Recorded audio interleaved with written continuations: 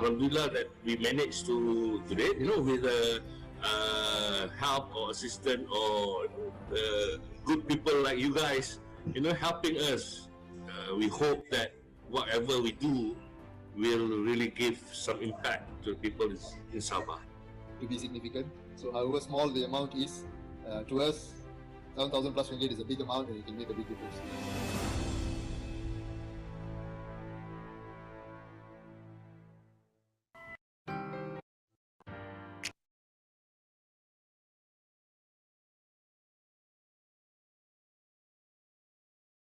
Good morning, everyone. I'm Mohala from the STAR Events team, and it's a pleasure to be your host for the session this morning.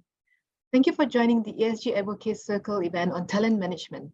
This 1-hour session is organized by Star Media Group and supported or sponsored by Vista Laser Eye Center Sdn Bhd. It is streamed live on Zoom and on our Star Base and Star Facebook pages. Thank you to everyone who's tuning in right now. Do share our Facebook Live link with any of your colleagues, friends or family who may be keen to join us this morning. All right, a few quick housekeeping matters before we get into the webinar. As everyone dials into this webinar through different internet bandwidth and devices, you may or may not experience minor glitches, so please be patient if there's any. To minimize the risk of technical glitches, all participants have been muted and video cam turned off by default. But do participate by posting questions to our speakers. You may send in your questions at any time during the session. Click on the Q&A button at the bottom of your screen and post your questions there if you are using Zoom. For those who are joining us on Facebook, you can place your questions in the comment section. There will be a short survey at the end. So to those joining us on Zoom, please take a few minutes to complete it. Your feedback will help us curate more events to suit your likes and needs. Lastly, and most importantly, please engage, learn, and enjoy. We are here today to hear from 3 panelists and moderators who are very well versed in the area of talent management, which has become an extremely crucial practice for employees or employers also looking to drive long-term business growth. Today's employees seek meaningful work, opportunities for growth, and supportive work environment. ESG Advocates Circle Talent Management is a dynamic virtual event aimed at those looking to master the art of talent acquisition, development, and retention to effectively shape their organization's strategy and sustainability. This event brings together leading voices in the industry to share their insights and perspectives on managing the expectations and realities of modern workforces. Leading the event is Monica Wong, Chief HR at Vista Eye Specialist. She heads up the Vista Academy that focuses on developing our talent base by implementing various initiatives, such as training through gamification, experiential learning, and having 10 times fun, while constantly providing opportunities to upskill through a more holistic approach in training, leadership, and occupational courses. Besides increasing staff motivation and engagement, the Academy helps to identify and build leaders who contribute to the company's growth. And other panelists are Koen and Gurp, co-founder and director executive search at APAC TalentSquare Sdn Bhd, a boutique executive search firm focusing on senior management placements across Asia. TalentSquare specializes in senior management and leadership recruitment for clients across all industries, with a specialization in oil and gas, energy, chemicals, and manufacturing sectors. It has a proven track record in working with European clients by leveraging on its strong knowledge of local talent markets across Asia. Employee retention is key, and starts with the right recruitment approach, and this is why TalentSquare strongly believes in a data-driven and science-based approach to recruitment, using various psychometric and cognitive assessments and tools to eliminate bias and find the perfect fit for our clients. So this aligns with TalentSquare's overarching philosophy, which is recruitment to retain. Next, we have Coach Jason Teo, Managing Director at Talent Coach Asia. Coach Jason has over 20 years of extensive working experience in human resource management in various industries, mainly in hospitality, education, fashion retail, manufacturing, construction, and property development. Coach Jason is an NLP trainer, master practitioner, and coach certified by the American Board of NLP and an accredited coach by the International Coaching Federation. He is certified in talent competency and succession management. To moderate the session, we have Ms. Mallory Loone, the co-founder of Work Inspires, a people engagement and development company who has worked with many Fortune 500 companies, both locally and abroad, customizing for different level of employees.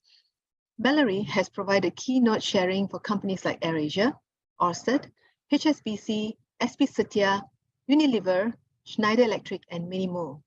Her myriad experience in the people development scene has earned her the recognition of Malaysia's Most Talented Coach 2019 by World HRD Congress, and also recognition from top 100 LinkedIn icons to follow in Malaysia by Marketing in Asia 2020, and was a 4-time TEDx speaker.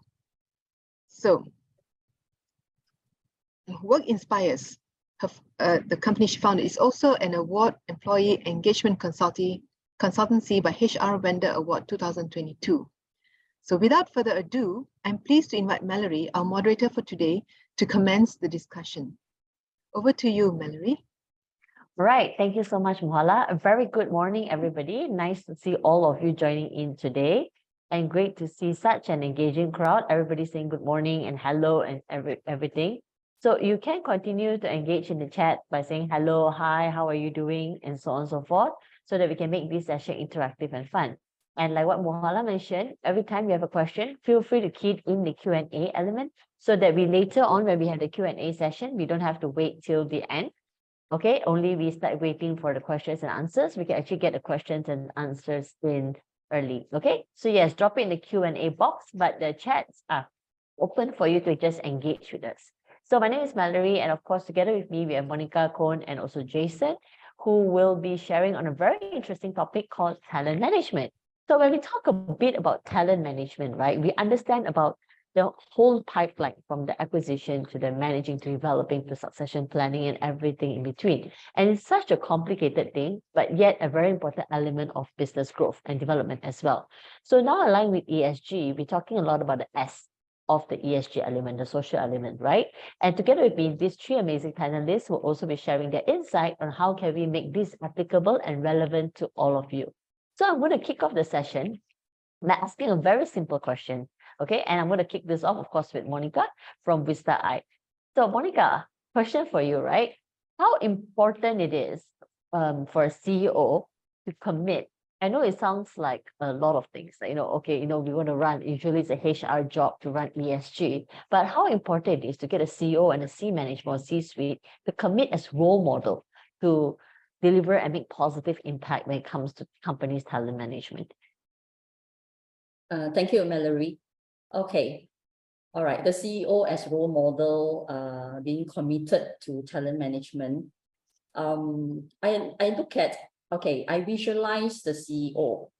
What is her role? Her role in the company, she is responsible for the overall success of the company or business. So naturally, she has to be a role model to all business, the operational functions, including the HR functions, especially in talent management. And secondly, I go into what is talent and why do we need to manage talent? It's actually about the workforce of the company. All right. And one of the key success factors of the company is how successful we manage the workforce. Especially for Vista, we are quite a very human intensive driven company. So our workforce is actually very, very, very important to us. Okay. And managing our talents, okay, managing our workforce is one of the key success factor in the business, in the company. So therefore, there's no, it's not an option that the CEO is not committed to be a role model in talent management. Right, I really like that. Okay, I'm going to tie that as well. So of course, Monica said no, the CEO have to be involved. It's very important for the CEO to be involved, right?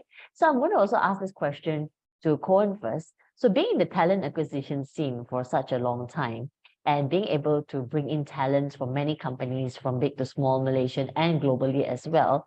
How do you think the CEO and stakeholders fare when it comes to talent management? Well, maybe first of all, to add on to what Monica was saying, I see it absolutely essential if a company really wants to embrace ESG and the S in ESG, the CEO has to be leading this and give the right example. So, and what does it mean? It means ethical leadership, really embracing D&I, taking care of employee well-being, and at the start, right? So hiring when you're hiring new staff, it's really about embracing these values and making sure that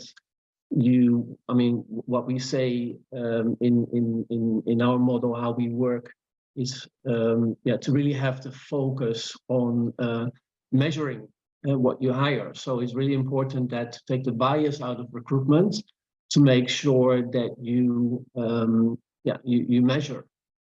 So we integrate a lot of assessment centers into the recruitment process in terms of behavioral, EQ, IQ.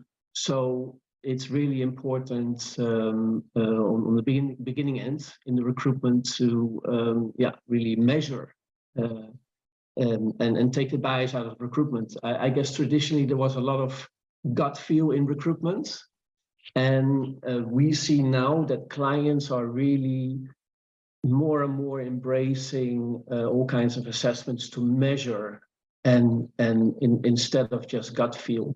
I think Malaysia and Singapore are leading in this more in the region. So we see a lot of clients in Malaysia and Singapore really embracing assessments. And other countries are still a little bit behind, but it's really growing at this stage. Nice. That's what we see. Thank you. Thank you so much, Koen. And I think I really like what you shared, right? So tying back to what Monica mentioned as well, how the CEO and the whole C-suite or key stakeholders have to embrace this non-biased recruitment style, which follows measurement, it follows policy, to make sure that S, like how we talk about the governance in the G, the S is as unbiased as and focused as possible. So now, sorry? To add on that, so at the start of the recruitment process, there's a lot of tools available where you can send questionnaires to hiring managers, to a CEO, to get a clear idea of what you're looking for in the candidate in terms of behavior, EQ, IQ. And by doing this, you don't look at race or sex or anything, but you just look at, okay, what kind of profile we're looking for in terms of behavior, EQ, IQ, and that profile you can later compare to the candidate profile, and that's really how you remove the bias again out of that whole process. Just to add that. Nice, I really like that. Okay, so to Coach Jason, I'm going to take you on a little bit of a different question here, okay? Because we've answered a lot about key stakeholders. So for Coach Jason, being in the talent industry and you've been working and coaching many talents in many organizations as well, right? So what then are some best practices, okay, that companies should invest in when it comes to talent management? Because I know some organizations, they focus a lot about hiring the best candidate in. And then after that, what? Like, how do you make sure that these candidates stay in the organization? And that's all part of talent management as well. Well, there are many, in context of best practices, there is no one formula for it. For all different organizations have different way. Vista, I specialist practices differently. And it is all about very importantly, it's all about employee engagement. Okay, there are no best practices. Of course, employee engagement is very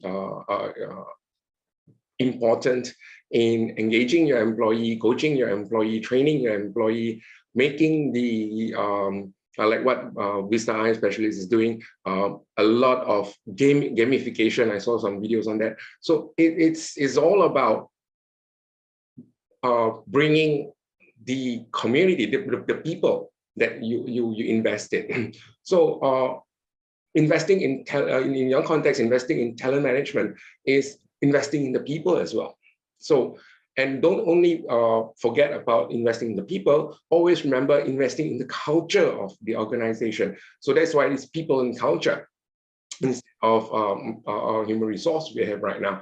So people and culture that you want to build. What is people and culture? People and culture is all about creating the atmosphere, the environment in your organization, so that everyone will be able to work happily, work with inspiring people, to inspire them to achieve the goals of the organization. So that's actually very important. So a lot of time has to be invested in the in our employees today. So you could say one foolproof formula to what do you call that? The best practices.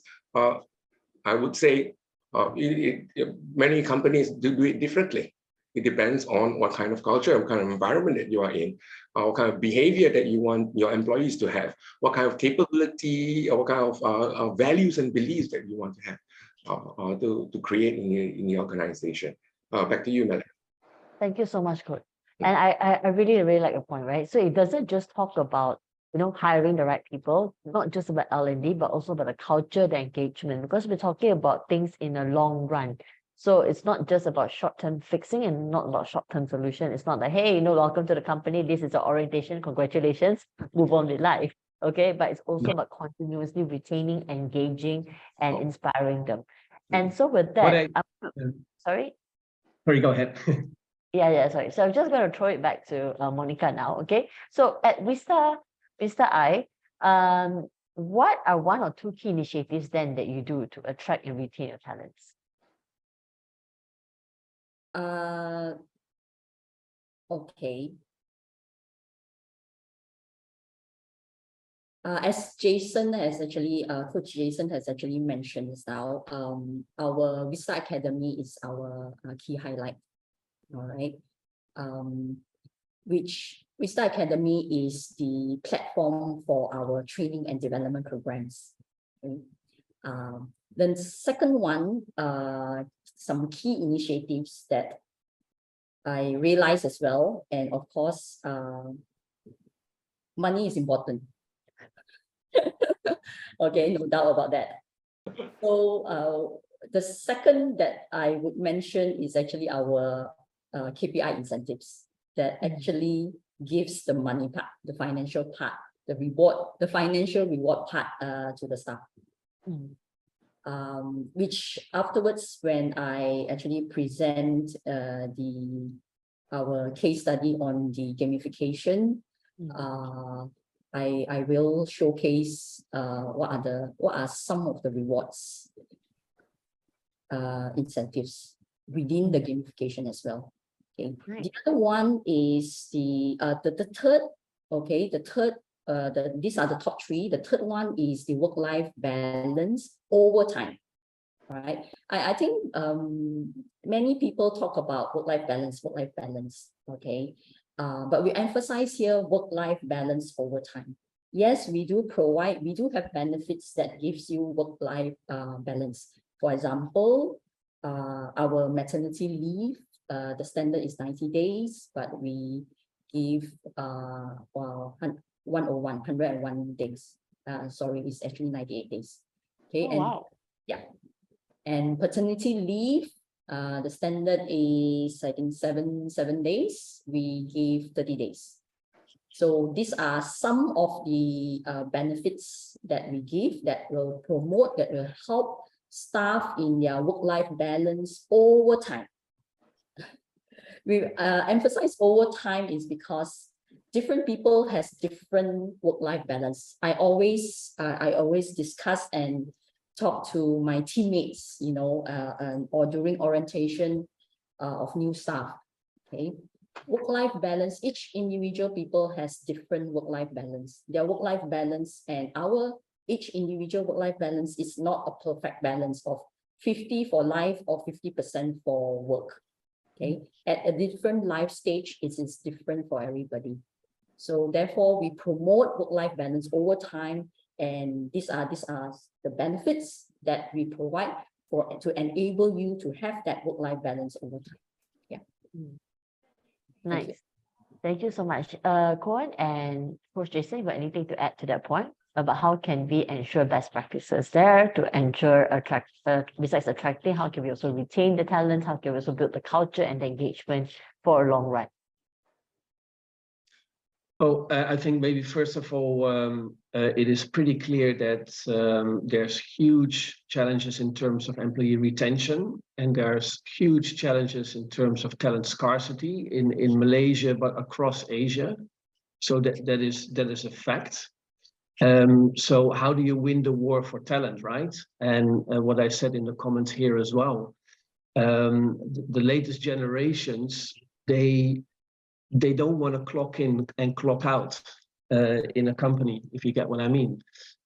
So companies need to change and need to really embrace ESG and make sure that they engage the new staff and that they get fulfilling roles, that they get a say in the business, that they are empowered. And no longer just clocking in at 9 o'clock and clocking out at 5 o'clock, that type of culture. So it's really, if you want to win the war for talent and attract these generations, you have to join this. Nice. I agree. Especially with this, I think post-COVID, the economy have changed the job scope quite a lot of it. Like once upon a time, everybody is fighting to join every big company in the world, but now when everybody wants to go for interview, the last question they ask the interviewer is, so tell me a bit about the culture here. Okay, do I still get to go home at this time? Yeah. How does this affect, do we have mental health day and all that interesting cultures question now that we have different generations coming into the workforce, right? Okay, especially called the new Gen Zs, the Gen Ys and things like that. I completely agree with that. Yeah. Okay. For those of you typing your questions in the chat, I would appreciate if you can type your questions in the Q&A boxes instead, because it will not get lost somewhere in translation. All right, because as the questions keep scrolling, and then eventually I will know which is addressed, which is not addressed. So I don't want to miss out your questions. So please type it in the Q&A box. All right. So now I want to ask Coach Jason this question. And I think it's a lot of companies tend to go through this. So I'm going to ask you a tough question, Coach. All right. 2 parts. Why do Number I one. Tough questions. Because you look like you're ready to handle tough questions, So I'm going to throw it at you. Okay. So Coach Jason, so things tend to happen when we run sessions, right? One is the CEO is very interested, or the C-level is very interested to drive engagement, but then you get staff who don't want to participate. And the other way tends to happen as well. The staff wants engagement, but the CEO is not giving any budget for engagement. So It's like a chicken and egg situation, right? So how do you then, as a coach, or consult this company and tell them that, hey, this is what you should do?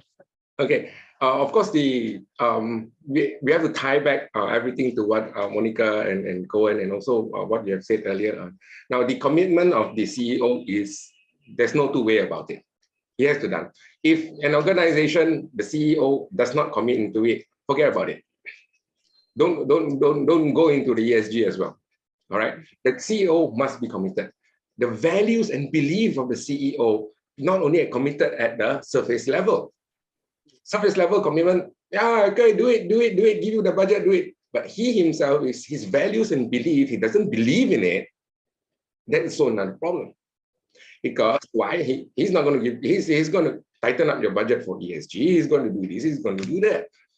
But he himself, or he or she himself, must believe in it. And the values and belief that he has to be very strongly tied deep down inside. Because you know why? He's the driver of the organization. So there's no two way about it. If you're committed, do it.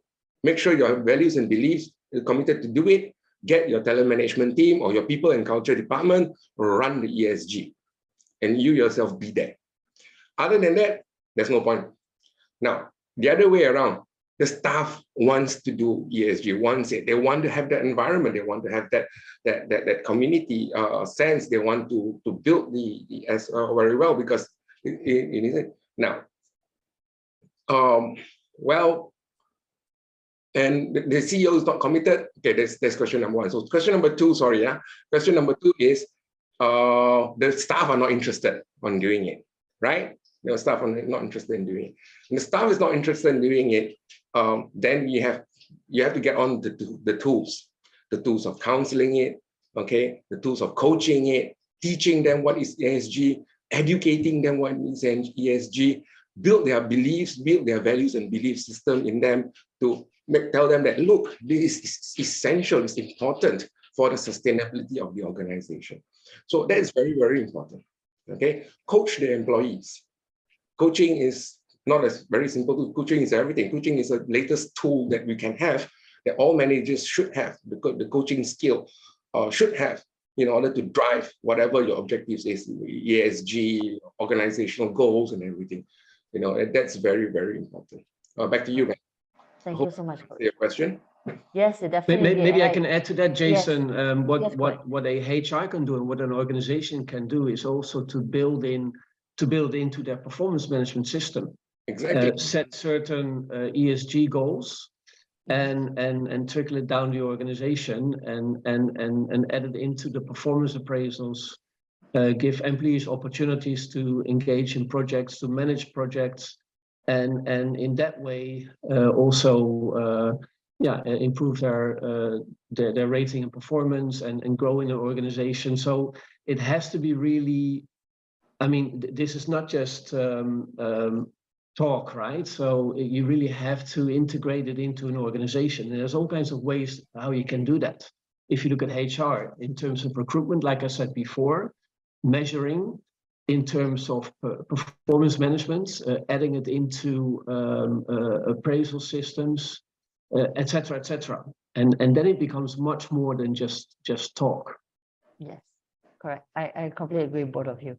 And also, one thing that I really like I like from this conversation is that, like, we talk about continuous, right? So, like, for example, coaching is a tool where you don't have to just do it once a year. It's not meant to be once a year. And I like what Coach Jason and Koen both mentioned, that on one hand, engagement is not just a HR job, it's everyone's job. So every manager, every leader, every employee is supposed to be coaching each other in order to make this happen. It's not just oh, you need help? Okay, send to HR. Okay, poor Monica will cry every time she has to deal with somebody and go like, oh, me again. Okay, so everybody will need to do something to make it happen. And then Koen made a good point as well, right? So motivation has many motivation factors. So of course, one key motivation is to see how does this apply to my job. So if we can tie engagement and culture to KPIs, to KDIs, KDIs, Key Development Index, then for sure, people are more motivated to do it as well. Okay, so Monica, I have a question to throw to you right now. And I think this was specifically for your side of your statements or your sharing that you made just now, right? One question is that in terms of overtime, when you talk about overtime benefits, is it that you pay people overtime? I mean, post overtime, how does that work, right? And one more question from there is that how do you ensure productivity while also creating engagement? You know, because a lot of organizations like to say, especially on SME level, we see a lot of people like to say, if I take people off work, then they're not working, then it's going to cost me money. So how do you now balance productivity and engagement? Okay. The first question is the overtime is the first question. Yeah, like, do you pay they talk about overtime benefit just now, is it pay overtime? Okay. What I mentioned just now is about work-life balance benefits, which is work-life balance overtime. Okay, whereby, for example, the overtime is meant by in terms of overtime, do we pay overtime? Yes. I think those who are in the HR, those who are HR specialists, in fact, better HR specialists than me, okay, where they really do the HR technical aspect of it, okay, the IR and so on. I mean, according to the labor law and so on, we do need to pay overtime if we need to pay overtime. Okay, so that is basic, that is fundamental, that is given. All right, we cannot run away from that. Okay, but in terms of what I explained just now about work-life balance overtime is that, for example, okay, most the assumption is that most staff would want to have 5 days work week. I want to off Saturday and Sunday, weekend off. All right. But our industry, okay, our company, we work, in fact, recently, there is actually, we have one department and actually one center that actually operates 7 days a week. 7 days a week. All right. But there they will get 2 days rest days. Okay. So it's a 5 days work week. Okay. But we operate seven every day, right? For a certain group of staff. Okay. So what I meant by work-life balance over time is that though we open every day, assuming that we open every day, okay, but there are certain period of time, for example, during festival, that we will close longer days compared to other retailers. We compare ourselves sometimes to retailers as well, because it's better that, because of a service industry, we are in the healthcare service industry, it's better that we work like a retail, where it's better to open as many days as possible. Okay, so what we believe or what we practice is that as much as possible, the benefits that we provide is to give that work-life balance over time, so that, yeah, you don't get your weekend off, okay, but you still get your rest days, you know, other days on weekdays and so on, and you still get the longer rest during the festive closure. So that is what I meant by the work-life balance over time. Okay, not all the time. So which is not all the time. So if I off every weekend, Saturday and Sunday, it means a work-life balance all the time. It's fixed. Okay, so ours is not fixed. So yes, there are people who like it. There are people that actually don't like. You know, there are many people that actually like fixed. Yeah, like fixed. Yeah. So okay. The second question was, how do we balance engagement and productivity? Okay. This is now talking about balance. Again, one of my belief is that there is no perfect balance. Okay. There would be certain times, depending on what you do, certain situation where you just know that, okay, engagement needs to be prioritized.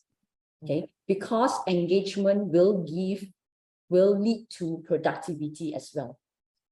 So we just need to package it, you know, different timing, we just need to package it accordingly. So it's similar concept with our work-life balance over time. So it's not all the time the formula is the same. You know, I have, let's say, 50% engagement, 50% I will get a productivity. Okay, or 20%, you know, this time 20% engagement, you know, I want the balance is on productivity. Okay. And what we do is we actually like in the gamification. Okay, I use the gamification as the tool, the vehicle. Okay, engagement can be equivalent, can be infused, can be incorporated into productivity as well, or you can get productivity out of engagement, because engagement it is actually part of work. It's very difficult to explain, but yeah, that's what we experience. Yeah, I do understand that, because when you talk about, it's not a question about productivity versus engagement. It's not a question of should I prioritize productivity versus engagement, because a disengaged employee will not be productive. An overproductive employee will just lead to burnout. Okay, but I like what Monica mentioned, right? End of the day, it's about balance, creating a balance for different people. For example, if you're in the front line, your customer front facing, right? Naturally, your engagements will need to be after hours when the counters are closed, or on days that they are not working. Okay, but sometimes it's also the initiative of the company to say that maybe we need to initiate this department, take half day off and just do engagement for half day. So we close this department And that's a bold move to make, but sometimes it's a necessity, especially when today, not everybody come to office on time, on the same time. You're hybrid working. Some people 2-day wait, I see you Monday, I don't see you Friday, things like that. So to be able to create at least one mandatory for everyone to still come in and work together at the same time, that's a better solution. So it's not just about one size fit all. I think all three panels speak about it. It's not a one size fit all solution. It changes with department, with needs, and with organization as well. Okay. And also there are a lot of questions coming in about AI related things. So I'm just going to throw this last one. We're going to take a pause after this question, mainly because we have the sharing session of case study by Monica. I'm sure as she do her case study, you will be able to learn a lot more that will address many of the questions that you ask. And then we will open back to Q&A after the case studies, right? So I'm going to throw this last question to Koen about this. Okay, so with everybody talking about AI and will AI replace hiring and how now we use technology versus just human scope in hiring, how do you think all of us as HR, in fact, can balance between leveraging on technology, not necessarily AI generative, but leveraging on technology while still keeping that human element when it comes to making the right hiring? Yeah, great question, Mallory. Thanks. Well, I think a bit of the misconception with AI maybe is that we're all going to be replaced by robots, right? But I can happily say that that's not going to happen. And what you hear the experts say is that AI is a copilot. Whether you're using ChatGPT in your communication or any other tools, they are great tools that make your life easier, but they are co-pilots. So you're still the pilot. So whenever you use ChatGPT, you're still gonna go through the text and make your own changes. And that's the same in hiring as well. That's the same as how we use assessment solutions. Assessment solutions give you great insight and great detail on someone's behavior, personality, EQ, IQ, you name it. But it's again, these tools can be used in the recruitment process. So you still have interviews with candidates, but now these interviews can go a lot deeper because you have detailed reports and you can ask more detailed questions and you can point out things that come up in a report. So all these assessments are not also, how to say, exactly right or wrong, right? Or good and bad. So they're really tools. So they're not going to take over the whole decision-making process. Yeah. So they're just tools to help you and help you to make better decisions, if I may say so. Yes, exactly. Yeah, that's what it is. Okay, perfect. And also for Monica and Coach Jason, right? Do you use any tools then in your retention and engagement? Yes. Retention and engagement tools, yes. For engagement, okay. we use a lot of Google Forms. Okay, to get feedbacks. Okay. To the extent that but we still do it, you know, to the extent that some staff or many staff will say, oh no, Google Form again. I just did a survey just now. I just did a survey 2 days ago. Okay, but it is important, you know, for us to understand, okay, what is engagement is for us to understand, to get feedbacks for us to understand the staff. Okay, because our management style is, okay, I will show afterwards, actually is in one of my slides as well, is we have talked about top-down approach and a bottom-up approach, or top-down leadership, bottom-up leadership. Okay, it for us is that it's two-way. There's no either way. It's two ways, and engagement allows us to go two ways. So we need that mechanism, that feedback system, to allow us to communicate two-way to get that two-way engagement. Okay, get the feedback from other staff. Okay, and what can we do about it? What can we do? To retain them, to improve retention. Okay, of course we cannot fulfill everything that they want. Or that we want. I'm a employed employee as well, so I'm actually a staff as well. Yeah. Nice. Go, Jason. Okay. I think one of the most important tools that I think everyone should have, or in every organization should have, is the coaching culture. The coaching, as you know, ICF context of coaching is how. ICF context coaching is how you, as a coach, okay, engage in just a normal conversation, but a very powerful conversation, whereby you actually able to bring out the best talents of your coachees. Now, if every department head knows what coaching is all about, the real key of coaching about, half your problems will be solved. Half your I wouldn't say half, 90% of your industrial relations problems or employee relations problems will be solved. Because you're engaging on one-to-one. I'm asking you only to engage half an hour per employee per day for each department, for each person. And if all the managers or all your line managers are able to do a good half an hour one-on-one conversation, powerful conversation with the employee, 90% of your performance problems will be resolved also as well. So coaching is a very, very powerful tool.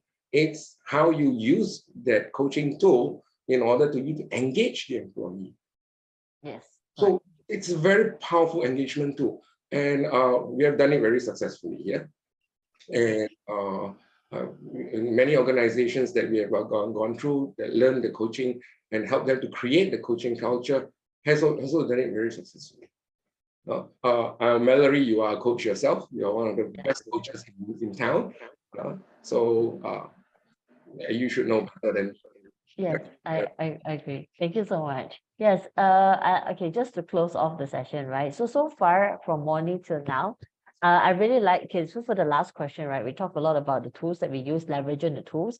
And I think one common point that all three speakers talk about is also the conversations, being able to carry conversations. I think what I really like from the first half of the discussion is that it's not just about extravagant frameworks that everybody can give to you, but practical tools that you can take back to do for yourself. Okay, so when we come to sessions like this, it's one thing to say that, oh, I've learned a lot. How many of this learn a lot that you can actually take to apply? So from there, I hope that from at least this first half, there are many, many more questions to answer. So at least from this first half, you got at least 1 or 2 pieces of nugget that you can take back to use and apply in your organization. Okay. So for right now, we're going to take a short pause because Monica is going to come up and share about case studies at Vista Eye Specialist Center as well. So you can keep your questions coming in.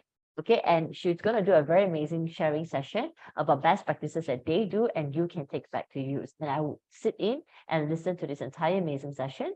After that session ends, we'll take more questions again. There are many, many more questions coming in here from the chat box, so we'll take that.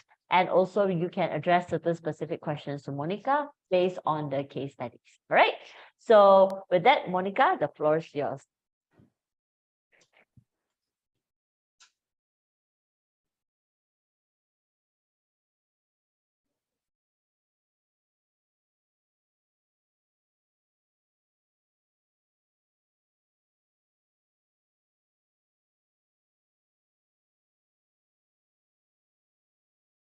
All right. Okay, I'm good to go, right?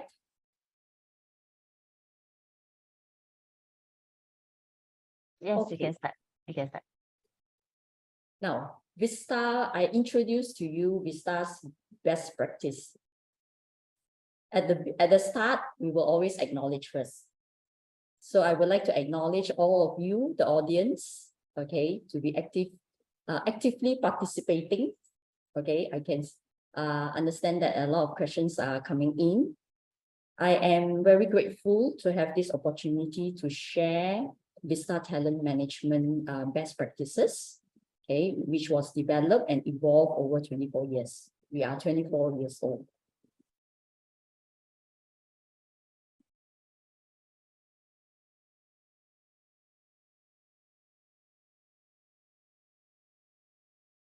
The slide moved a bit slow. Okay, this picture was taken during the pandemic in 2020. Similar to most of you, it was during this time that we had to change the way we do things in order to survive. For them, our people, and because of them, our people, we survived. The game changer during that time was the gamification program that we came up with, and I will be showcasing what our talents, what our people did in the gamification. Hopefully, it will give you some valuable insights at the end of the session.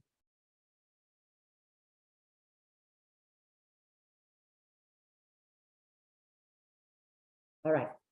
These are the 3 areas which I will cover, which I will share with you. First is just to briefly introduce who we are. The main highlight is, as I mentioned earlier, is our talents through Vista Academy. Vista Academy is the training and development part of our talent management.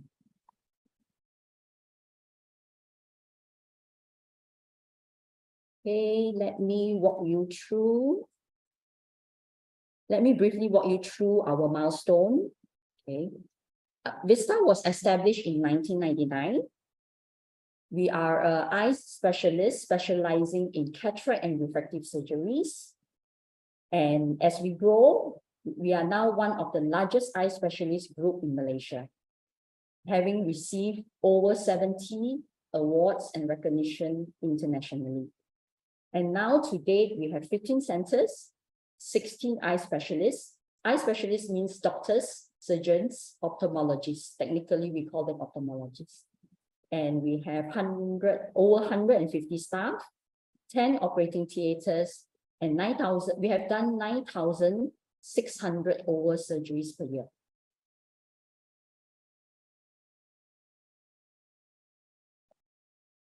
We started off specializing in cataract surgeries, as you can see here under the senior adult category, and refractive surgeries, as you can see here under the young adult category. As we grow and aligning to our passion and mission to change lives, we expanded our services to help more people. As you can see here, we have the kids category and we have the middle adult category. So looking at it, we are covering a span age of 5 till above 50.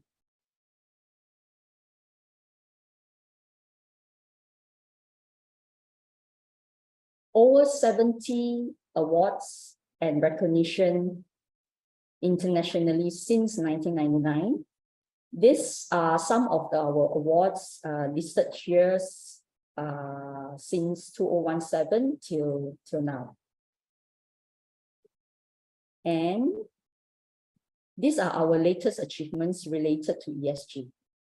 Because of the Star ESG Positive Impact Awards, I have this opportunity to share our talent management best practices with you today. Just right after we received the Star ESG Award, we received our BCorp Certification. What is BCorp? BCorp stands for Benefit Corporation. We scored the highest ratings for our workers pillar out of the 5 pillars for BCorp certification, which includes governance, customers, environment, and community. All right, we are getting closer. Talent. The main highlight, and later at section 3, okay, I will talk about Vista Academy. Okay. So for this part, let me dive in. Okay, what you see here, this is the most important part of our talent management blueprint. It is the masterpiece that holds all our blueprints together. It is the foundation of our organization culture. From the start, our vision, mission, and core values have been the basis of our high performance and fun culture. And we believe that our people, as you can see here, needs to be at first place in our core value to sustain this culture.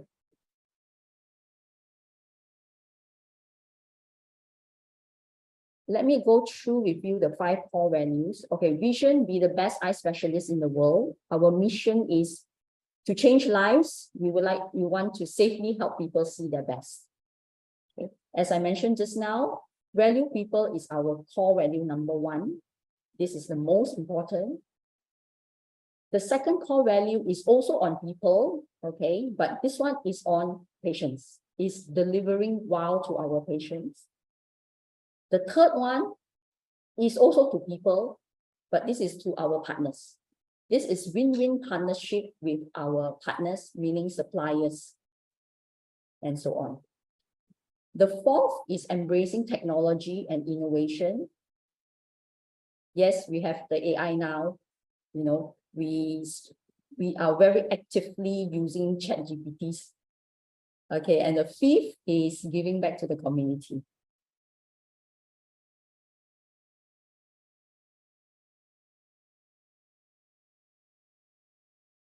Okay, our talent management blueprint. This is the core that you see. I will show you. Okay, I will share with you an overview of our talent management plan first so that you have a better understanding of how we align our strategies to our mission and core values. Below the line, as you can see here, below the line are the basic fundamentals of HR. To get the right people in with the top 3 criteria, as you can see in the semicircles, for a right fit as the core. All right, so this is below the line, okay, and these are the basic HR fundamentals. The rest are the components to get them on board. So these are the components that to get them on board and provide a conducive working environment. Now we go above the line. What you see above the line is about how we grow our people. The core here is, you can see the core here is our organization structure, where we design the career growth strategies for our people. You can see career growth and you can see Vista Academy here. So the main focus today is on Vista Academy. 2 things I will cover in Vista Academy: Outthinker, okay, and gamification. All right, I can just explain a little bit. Okay, we have Outthinker and leadership trainings 2 times yearly. Outthinker is every month we conduct this training. It's a training platform for the team leaders and above. Whereas for gamification, annual internal training and continuous medical education is generally across board for all the staff. And you can see from here that we have quite a flat organization structure for faster decision making and execution.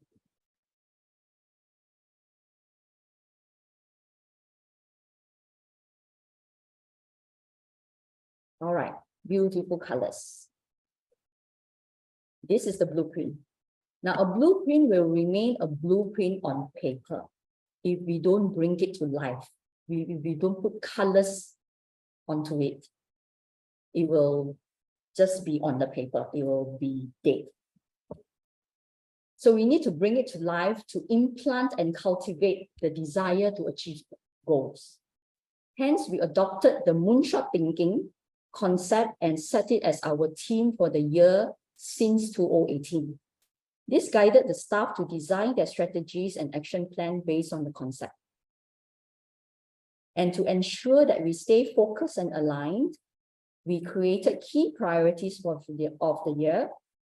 Here, this year, you can see here that we have four priorities that we set for this year.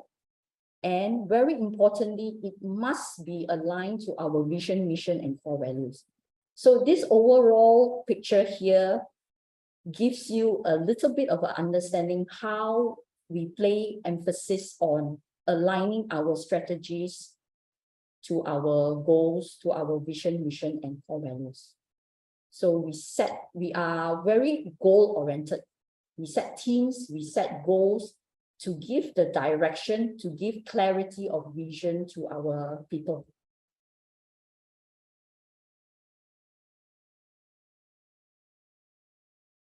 Okay, the third part, Vista Academy, two things which I will cover here, the outthinker and the gamification.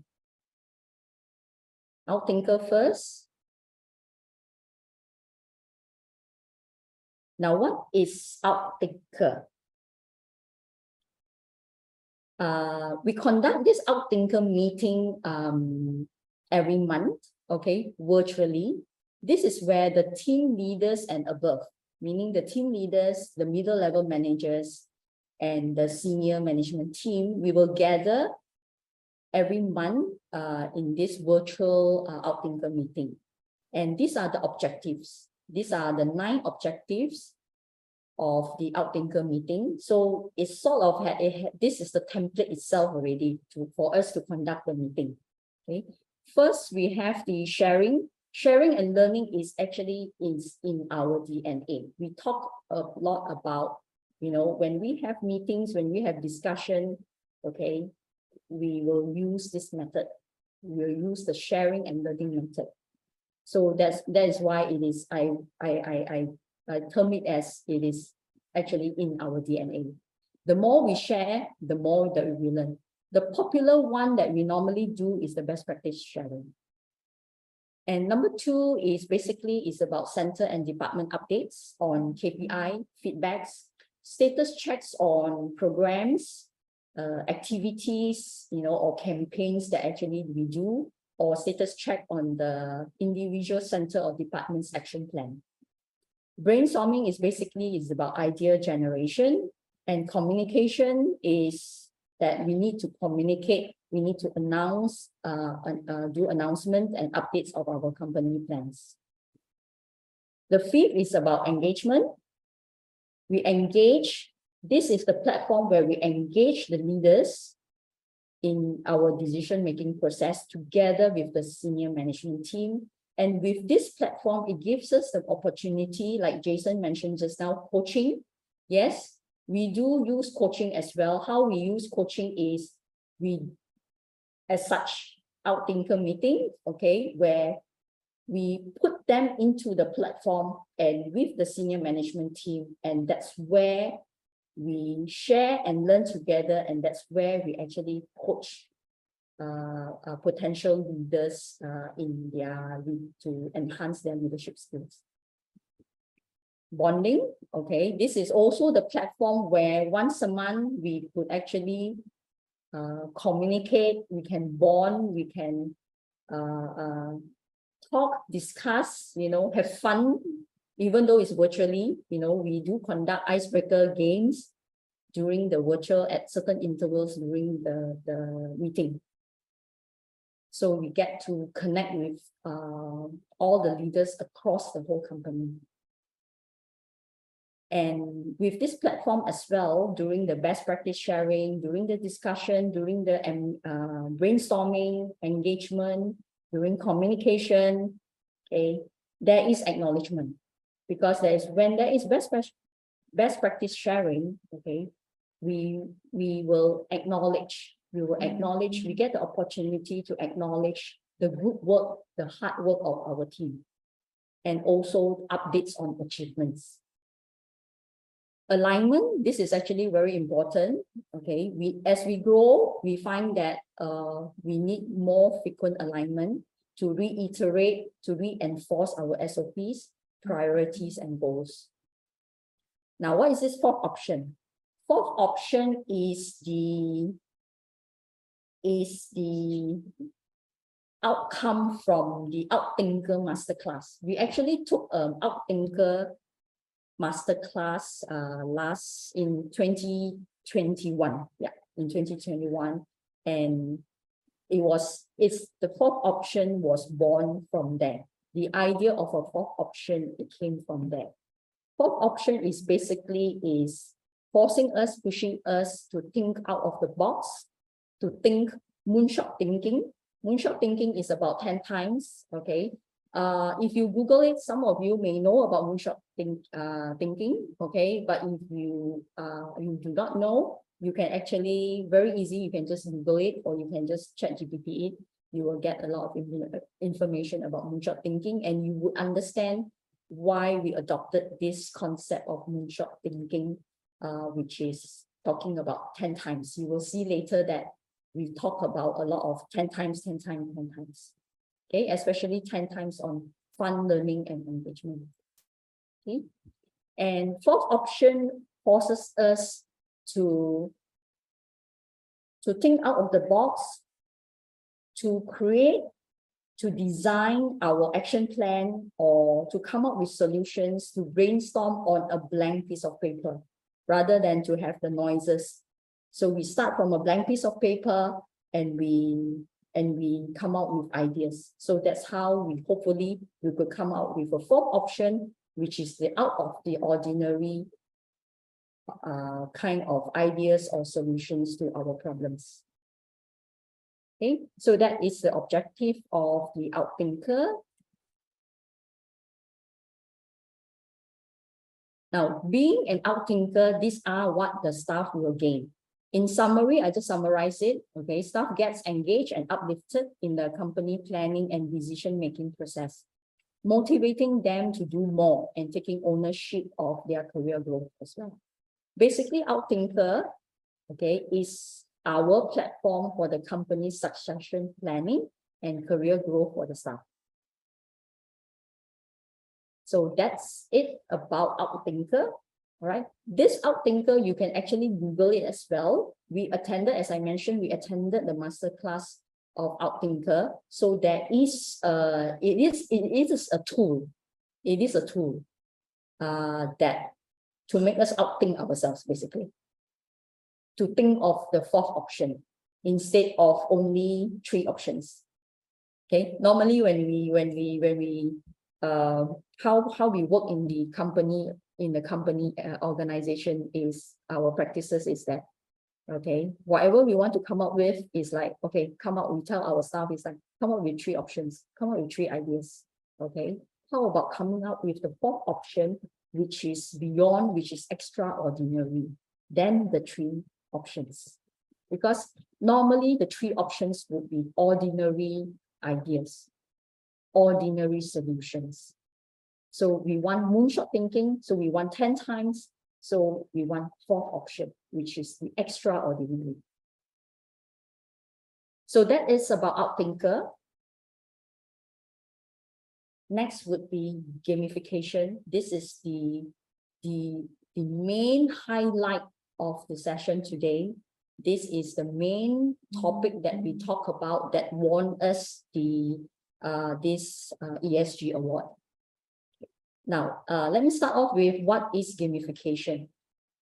Okay, put simply, okay, this is not by me, this is not by us, okay, this is actually from a top leader.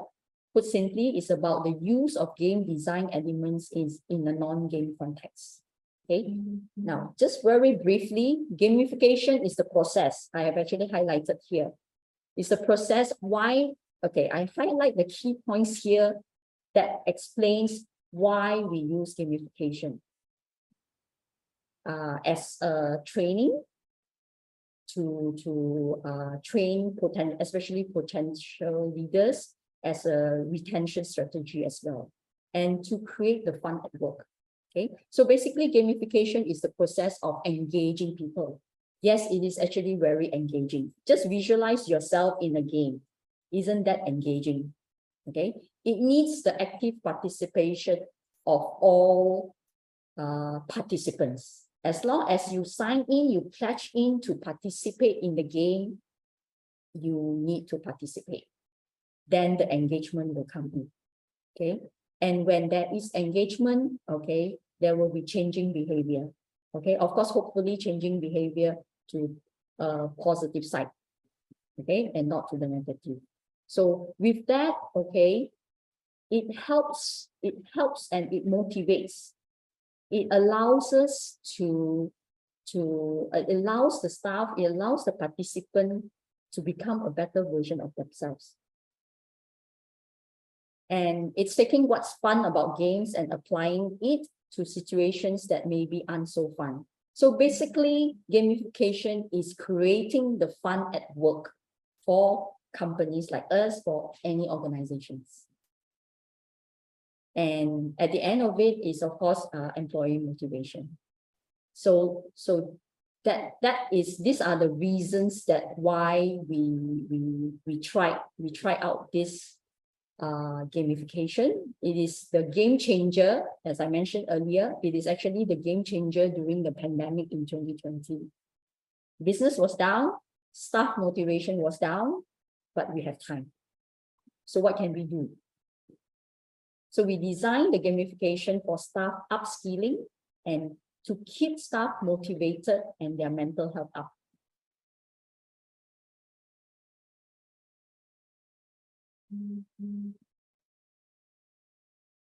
These are the characteristics of gamification, okay?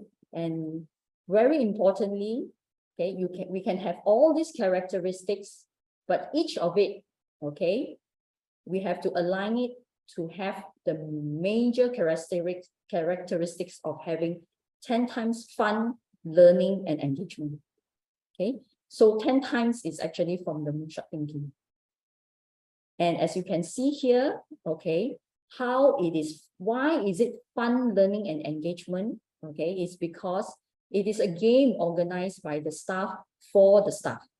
Okay, so we design the framework, we create the framework of the gamification, okay, but it coaches the participants to organize it for themselves and for the rest of the teammates as well. So that is why it is a game organized by the staff for the staff, and that is what makes it fun.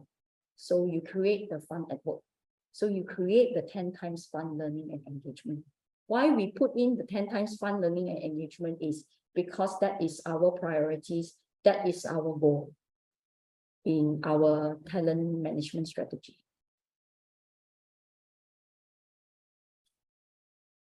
So the 10 times fun, learning, engagement, okay, is the key success factor in our gamification. Now, next I will show you a video. Okay, this video is created by the game master for the current gamification to introduce gamification to the staff.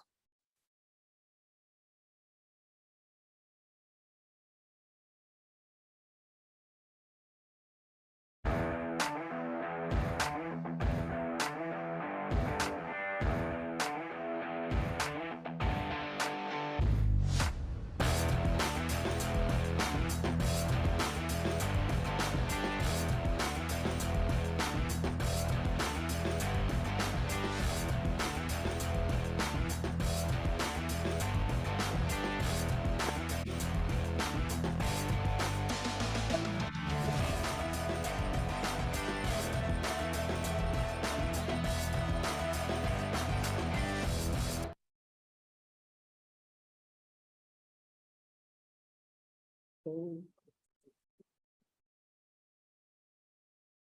All right, let me just get back.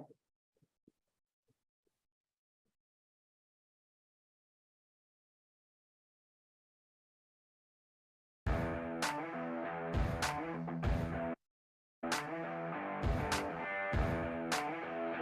bit of technical thing here. Okay. This is the gamification roadmap, as you can see. We started, as I mentioned earlier, we started the gamification in 2020. That was during the pandemic. We started it off with Next in Fashion, okay, the final table, okay, and then those are the series. And Outthinker was born in here. You can see, must be audacious, okay. We had the Outthinker masterclass during this gamification, the third gamification, which is the MBA gamification. Then after that, we have a series of gamification until today. This is the current gamification that which is actually still ongoing. And I will be showcasing using some of the work the achievements that they have done, actually, the challenges that they have actually completed during this ongoing gamification.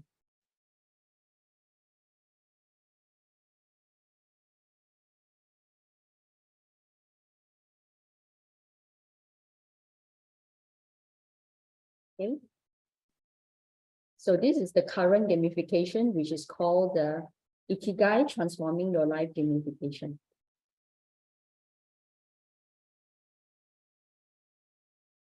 Okay, what is Ikigai? Why Ikigai? Why did we use this in our gamification? Ikigai is a Japanese concept that means your reason for being. In simple terms, we normally call it your life purpose.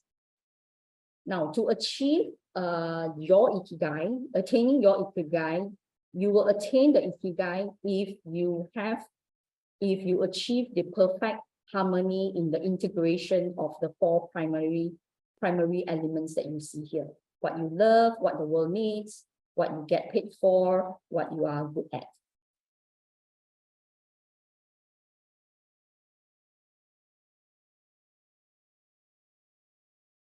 Okay, how the game works. Okay, it is divided into teams by centers and departments. Points will be rewarded for completing challenges, winning mini competitions, individual accomplishments.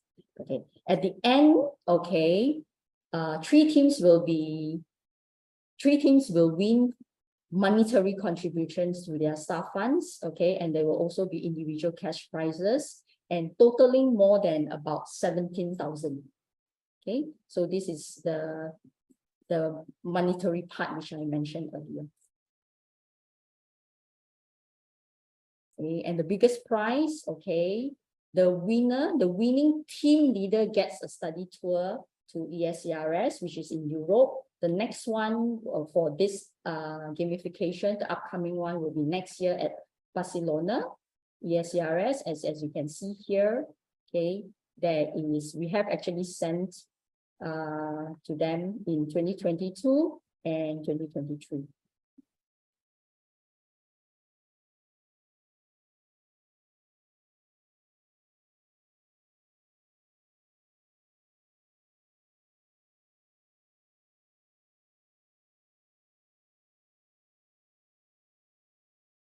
Okay, these are examples of the challenges that are aligned to the four priorities. So we put in challenges. Okay, now I will showcase to you, okay, the challenges that they have actually completed. All right, okay, so this is under the 10 times fund. Okay, we conducted our own Vista TED Talk. I just give you some snapshots. Okay, show your Ikigai at work, right?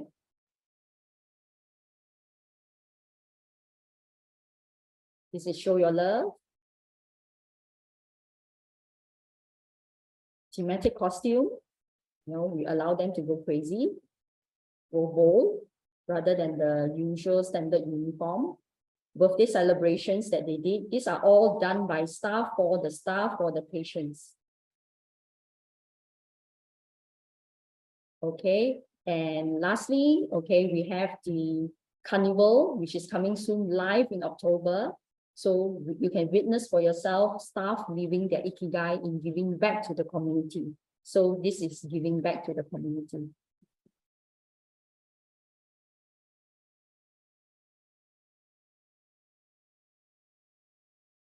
All right. Okay, in view of time, okay, I will skip this.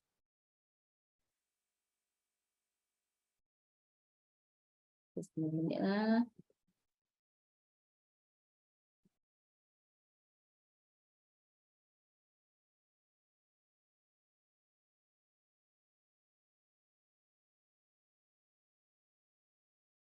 These are some of the impacts, okay, that because of the gamification. As just now I actually explained, this is the master class of the outthinker that we actually did.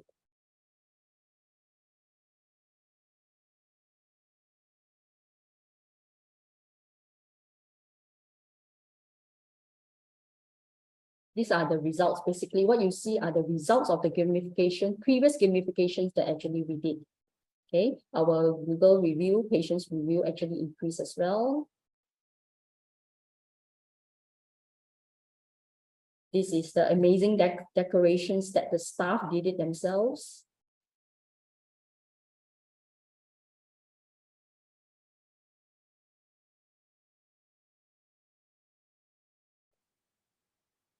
This is the CSR part, the community do good part that we did. So these are some of the achievements, or many hard work from the staff because of gamification.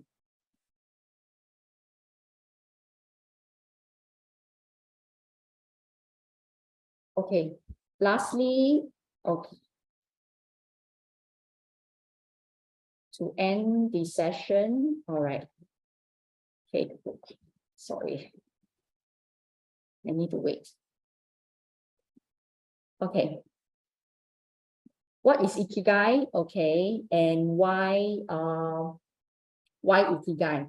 How does it link to blue zones? Why am I talking about blue zones? All right, blue zones are regions where a higher than usual number of people live much longer than the average. Okay, and Okinawa, Japan is the city of Ikigai.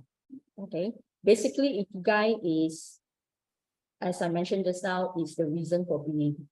So a question to ponder that Vista is pondering now is, would it be good? Okay, it will be good, or it will be nice, okay, to create a Vista Blue Zone in Malaysia. To end my session, I would like to acknowledge the people who has actually worked very hard for this webinar. Okay, and these are my teammates that has actually made this happen today. All right, so thank you very much. And this is our context. Should you, we can get engaged. Okay, if you would like to further share on our best practices. I have Bernard. Bernard is a champion of training and sustainability. He is the manager. Okay, and I have myself here. So this is our context. Okay, over to you, Mallory. Thank you. All right. Thank you so much. Thank you so much, Monica, for the amazing sharing session. And there are lots of questions. They were asking a lot about, you know, the work that you do, especially the outthinking. I really like that concept, and I think it's really beneficial for everybody. Now, I'm also a bit mindful of time. So what's going to happen is I'm probably going to take 2 questions. And the 2 questions I will address to all the speakers as relevantly, mainly because, again, the topic is on ESG. So for those of you who do not know, the S of ESG stands for social. Okay, for social. And for social, we tie it frequently with talent management. Like what Monica has showed in her case study as well. Talent management doesn't just talk about the one part of talent, which is the hiring or the developing or the succession, but it's a whole suite of talent management from A to Z. That includes performance and engagement as well. Okay, so the question is, of course, what are some of the frameworks and regulations in place so that we can practice ESG accordingly? So I'll throw it off to start off with Monica. Okay, based on what inspired you to create this whole process of talent management? What was the key inspiration behind Vista's talent management in alignment with the S of ESG? Remember I mentioned earlier the birth of gamification in Vista was actually during the pandemic. Okay, business was down. Okay, staff are demotivated. Right, we have more free time. You know, we didn't know, like, you know, so what? We still can continue. Business can continue because we are in healthcare.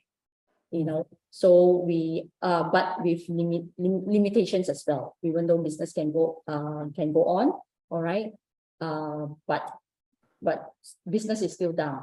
Okay, so we still have our staff that we need to take care of. Okay, we still need to keep them motivated. we still need to retain them. We still need to train them up. All right. So noticing that there is actually free time, okay, and if we don't do anything, the staff will get demotivated. And during that time, there are mental issues as well. There are people who fear of the pandemic. Some do not want to come to work. In fact, some would be like, okay, can I come to work? But I do this, but I don't do that. What are the precautions? Safety was a concern. Okay, so therefore, then we thought, okay, this is a good timing. This is a good timing to upskill because we have time. The staff is there. We have the office. We can come to the office. All right. So then let's do upskilling. Okay. And of course, not all the time, because we do have the strict MCOs whereby there are certain period of time, not everybody can come back to the office. Okay. So then the birth of Zoom. Okay, Facebook Live. So we conducted our own internal webinars. That's where the staff learn to conduct webinars themselves. So we learn from each other. Okay, we organize our own webinars, and that's where gamification comes in. In the gamification, one of the challenges itself was actually conducting webinars by the staff, for the staff. So they do it themselves. And Nice. we learn together. So Yes. I really like the by the staff for the staff, right to the point where, we cannot expect HR to just do everything, but it's something that HR has empowered the people to do something for the people. I really, really like that. And I think along with what Monica said, right, during the COVID time, many things changed. So a lot of these became a stronger necessity today, which comes back to what I want to ask Koen as well. Can you give an example of how you can practice ESG KPI in terms of talent engagement or retention or hiring? Wow, that's sorry, if you can repeat that one more time, how we can engage? Is there any examples of KPIs that you can set on how can the person you hire or the hiree practice the S in ESG? It's a very good question. Honestly, I don't really have any direct experience with that. So I can't really share a concrete example. Maybe one thing I can just add from my experience, right? I mean, we are a relatively small organization. There's like 7 of us, but we work from everywhere, right? So we are all over the place. We don't really have a set office where we all together. I think it's about building a culture where people care about what you do, the work that you do, and care about people. I mean, for us, it's pretty simple because we're in the people business, right? So we don't really set any specific goals or KPIs in that sense, but I guess maybe not consciously, but it's about building a caring culture in our example. I think that's really important. And we care about our employees, we care about our candidates, we care about our clients, and also the community around us. And we do that also by now engaging in charities, community work, etc., etc. So yeah, walk the talk. But yeah, it is something that comes. I think it has to come from the heart. It sounds a bit cheesy maybe, but I think that's really important. All right, thank you so much. So of course, yes, people have to care. I think there was one very popular statement that came out: care to nourish, dare to flourish. So if you care to nourish and develop people, you can now dare to flourish the business and growth as well. Okay. Yep. So like last part for the question on ESG to Coach Jason's, right? So how can coaching help incorporate more social elements in ESG? Because organizations measure a lot about the environmental green blueprint that's very easy to be measured, and governance is very easy to be made to policy. Now, when you talk about coaching and talent management and also development, how can we put that into something quantifiable then? Okay, to quantify it is very simple. You put in number of hours or coaching hours that you require. That is quantifying it. How do you really, what kind of coaching methods do you really want to use? Before coaching, what's the situation? After coaching, what's the situation? What kind of results that you get from coaching? I think that is more important. To also answer part of your question to Koen, KPIs also are very, very important, because you need to incorporate the social elements. For example, the mentors, the coaching hours, the training hours that you attend. If department heads, part of the department heads having their own departments, the diversity of it, what kind of people that you have in your organization, that is also can become part of your KPI. Any other anti-harassment policies, sexual harassment cases, how do you keep it down? Those are KPIs, how do you manage that? So that is one part of that you can incorporate into your KPI. And also in the context of coaching, how coaching can help in building the S part of it. Coaching itself is a very thought-inspiring, thought-provoking kind of engagement, and you can, of course, incorporate it in your coaching techniques. A lot more other tools and techniques that we have in neuro-linguistic programming, as well as in ICF type of coaching. So it all jives together and create that coaching environment in your organization. Just like Vista specialist is doing it. I'm very impressed with that. Monica, you did a wonderful job over there. And definitely, if we can assist anyone in doing that, no problem. So I'll always remember engagement is key. The key to engagement is create a coaching environment, and how Vista specialist is doing it.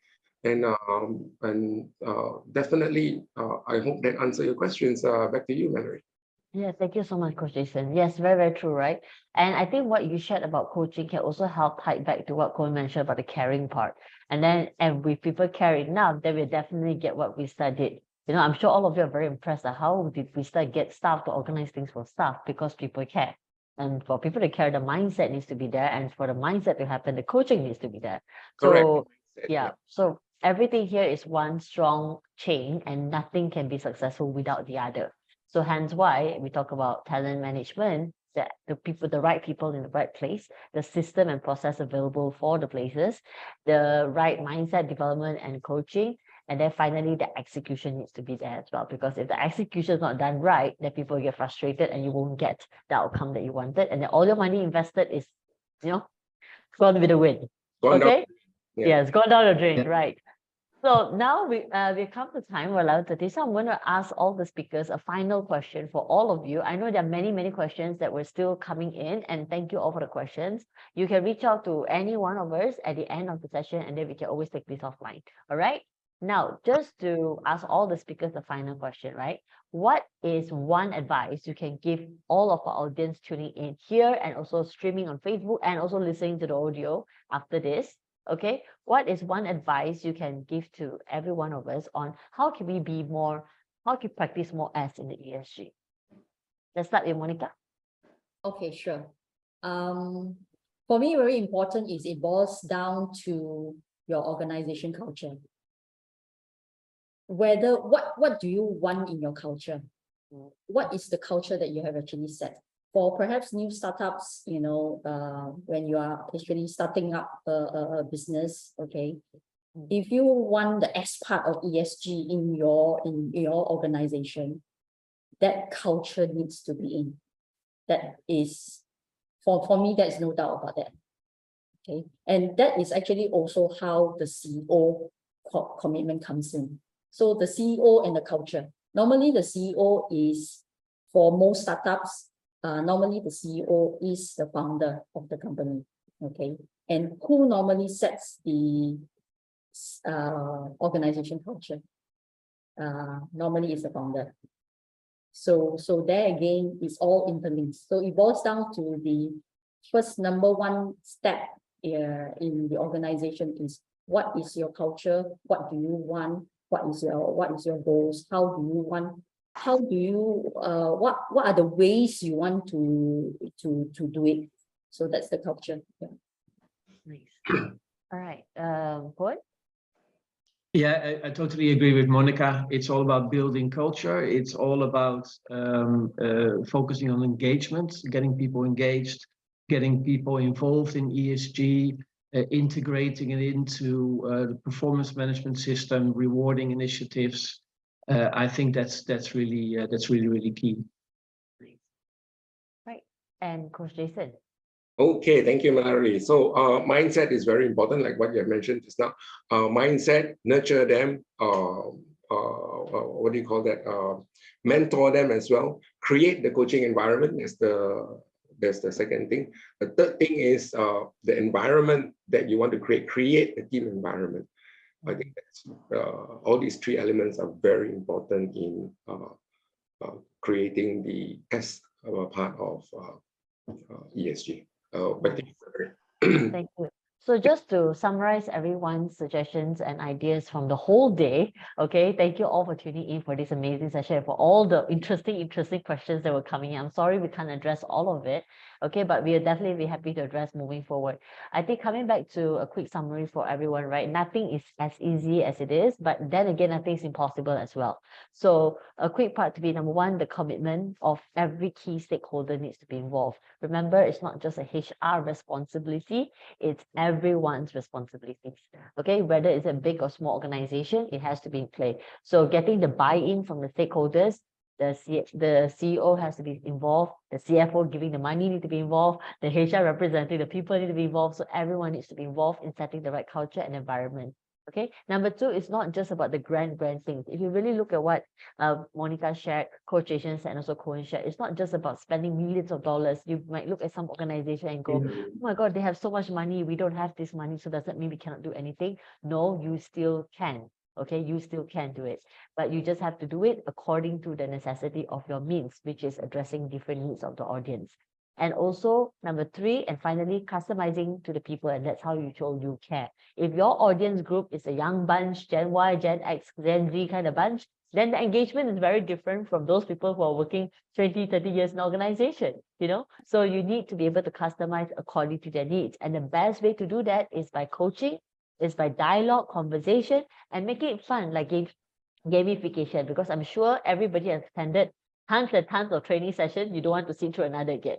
Okay, so making it fun, gamifying it, and making it relevant, and that's all you need to ensure a proper, effective talent management. All right, so with that, thank you so much, everybody. I'll pass the floor back to Mohala to wrap up the session. Thank you so much to our moderator, Mallory, and thank you to our panelists, Monica Wong, Koen Gurp, and Coach Jason Teo. As you can see, that there's a lot of caring for their staff and their people by Vista Laser Eye Center, and they pivoted on the talent management by gamification, which doesn't cost much, you know. It's just a way of doing things that it doesn't cost much money. And for upskilling, and then the staff morale is kept high and productive, you know. For your information, Vista Laser Eye Center is actually the ESG Positive Impact 2022 winner for the talent management category. So I'm so thankful for them for sharing their strategies and plans that they've put in place to keep their staff happy and also productive in their workplace. So if you're doing a similar ESG initiative in your company, you can scan the QR code here for the Star ESG Positive Impact Awards 2023 to 2024, which has just opened for submissions on 12 September. And you may also register for these awards on the website staresgawards.com.my as shown on the screen. And for more resource material, please scan the QR code for ESG pullouts as well. So yeah, if you want to participate, do scan the QR code and it leads you to the website and you can find out more there. So these are our pullouts that are published every last Friday of every month, unless there is a bumper issue, which means it could be a bit delayed. All right. So before we end, please complete the poll, which will appear on your screen now, as we truly appreciate your feedback to help us curate better content and with better panel speakers and all that in the future, and to spread the word also on the ESG. Once again, thank you everyone for joining us today, and a big thank you to Vista Laser Eye Center Sdn Bhd for supporting and making the ESG Advocates Circles possible. For those who would like to rewatch this morning's session, you'll be able to do so on our Starbees Facebook page. So have a good day, take care, and stay safe, everyone. Thank you.